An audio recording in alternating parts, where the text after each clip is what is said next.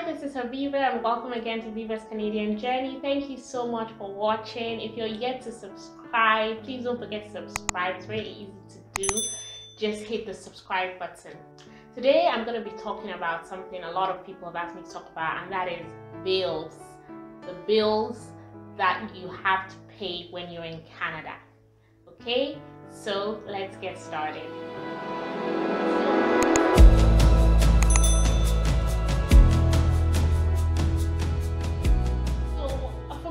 Or generally, bills are a part of everyday life. Regardless of the country you reside in, you're gonna have to pay bills.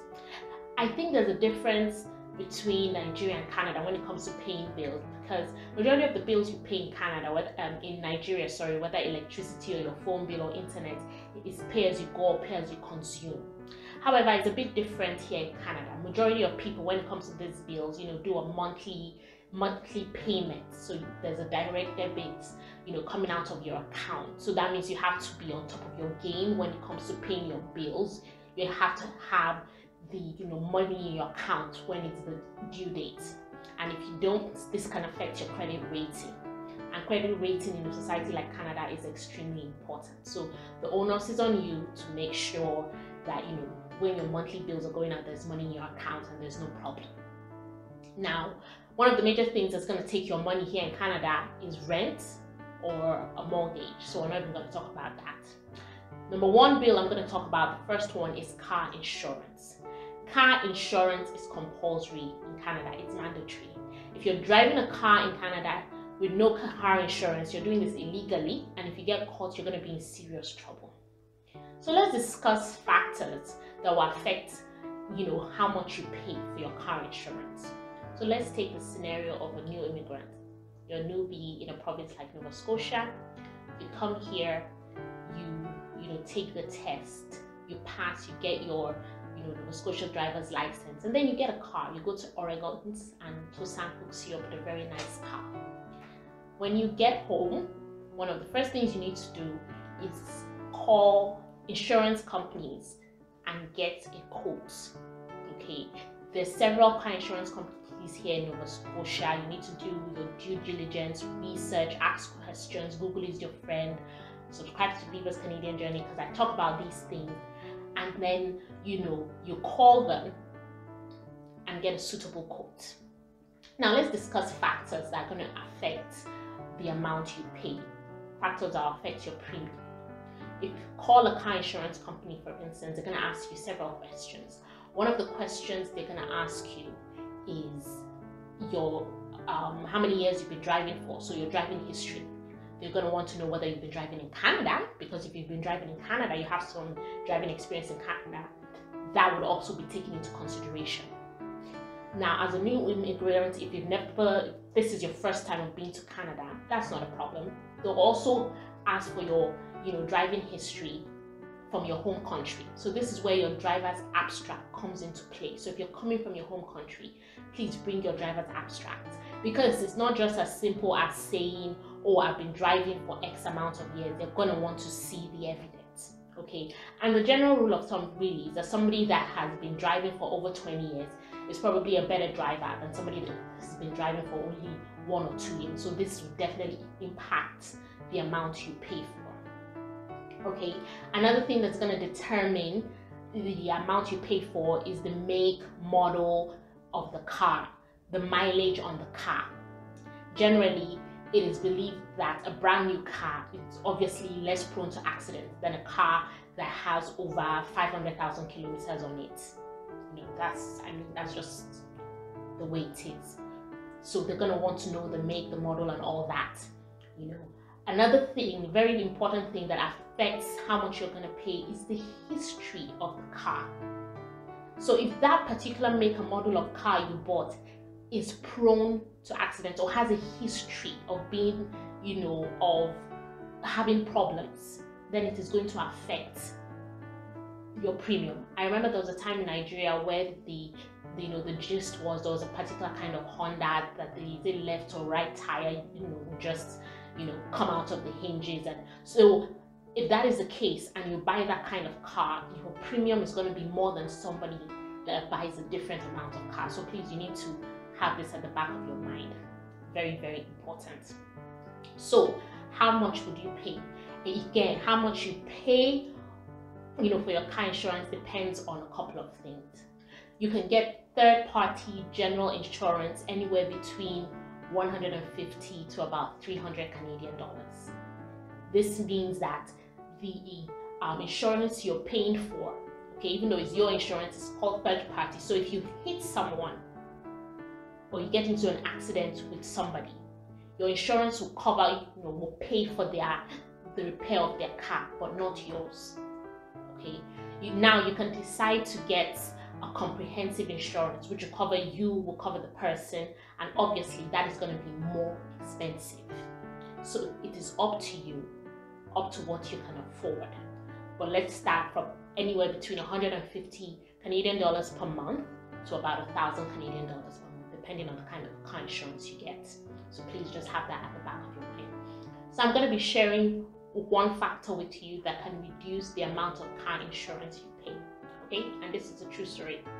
So when my husband and I, we first moved to Canada, we moved in September 2019. It was fall, it was getting cold.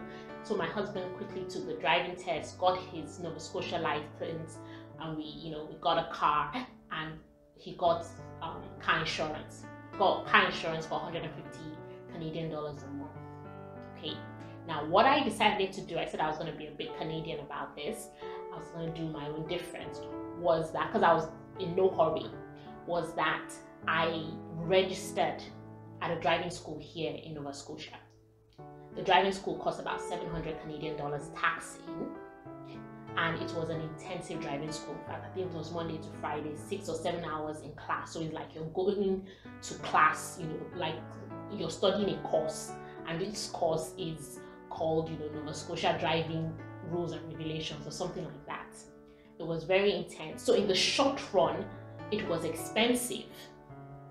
But when I finished the driving school, did my driving test, and I got my license, and I called the car insurance company for a quote, my premium was cheaper because they took into consideration the fact that I learned, how to drive here in Nova Scotia. So obviously, there's what you probably call the Canadian driving experience.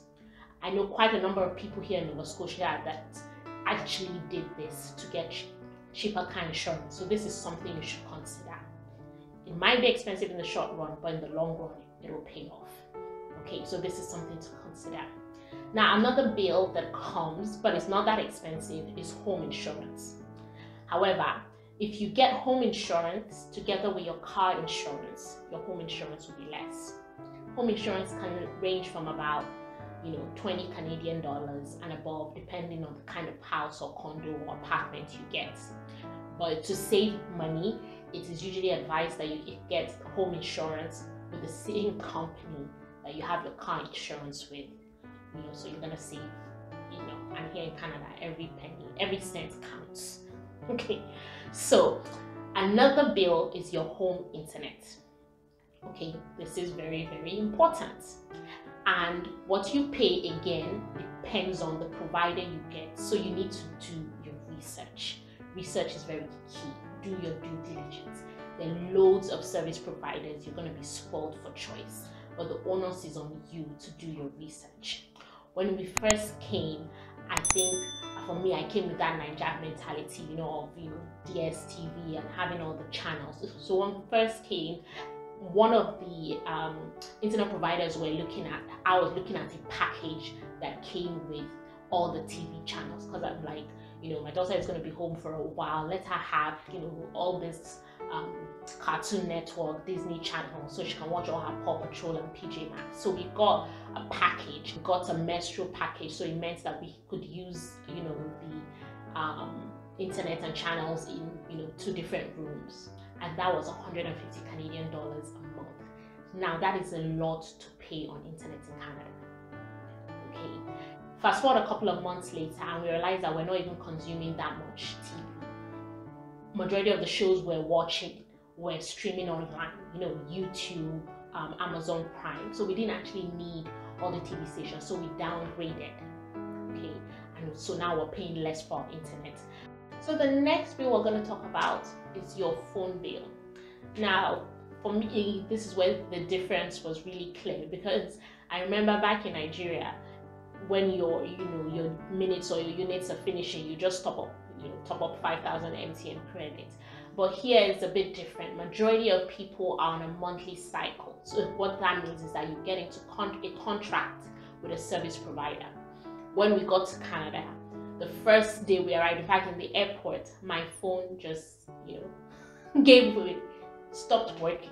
So the next day when we went to the phone shop, I wanted I had to get a new phone because my old phone wasn't working. So I got a contract whereby I'll get a brand new phone and then some minutes and some data.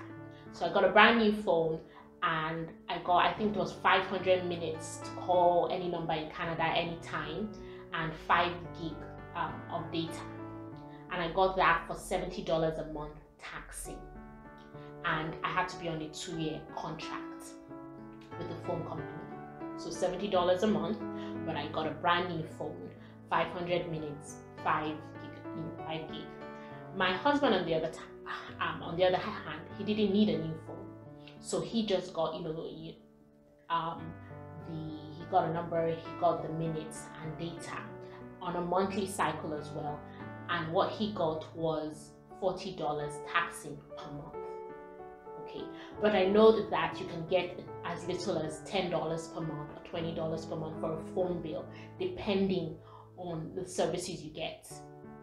So for about $20 a month, you probably get like 100 minutes to call, a Canadian number, and maybe 1 or 2 gigabytes. It's up to you on what you can afford. So these are some of the major bills here in Canada. This is not to scare you. Okay, I was having a conversation with a friend the other day. For me, when I think about the bills is here, or anytime I pay a bill and I think about it, I don't feel as if I'm being cheated. The truth is, you get value for what you pay for. The internet is constant, it is consistent, it is reliable. Obviously, once in a while there'll be a snowstorm, once in maybe once or twice a year, and then the internet will be out. But apart from that, you get value for what you pay for, which is the truth. And another thing to have in the back of your mind when it comes to bills here is that there's a bill, there's an amount to cater for every pocket. So just because somebody is paying $200 for internet doesn't mean you have to. Get the one that you can afford at that particular point in time. You would get fast internet for 60 Canadian dollars a month. You don't have to get you don't have to get up to 300 megabytes, but you get fast and reliable internet. So there's something to suit everybody's pocket, from car insurance to home insurance. There's something to suit everybody's pocket. So you're not going to feel as if, ooh, I can't afford this. Okay, so these are just some of the bills and some of the approximate amounts.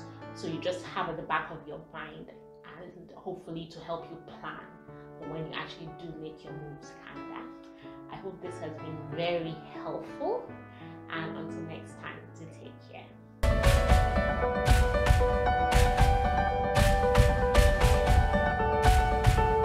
Hi, my name is Habiba, and